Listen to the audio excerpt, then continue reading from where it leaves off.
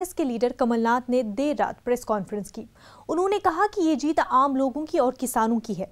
कमलनाथ ने यह भी दावा किया है कि उनके पास वाज़ेह अक्सरियत है और जल्द ही कांग्रेस सरकार बनाएगी।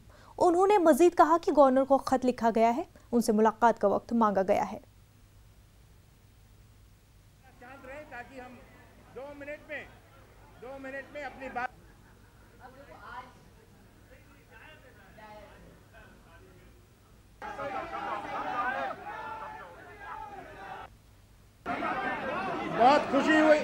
बहुत खुशी से आपको सूचित करना चाहता हूं कि कांग्रेस को स्पष्ट बहुमत मिल चुकी है।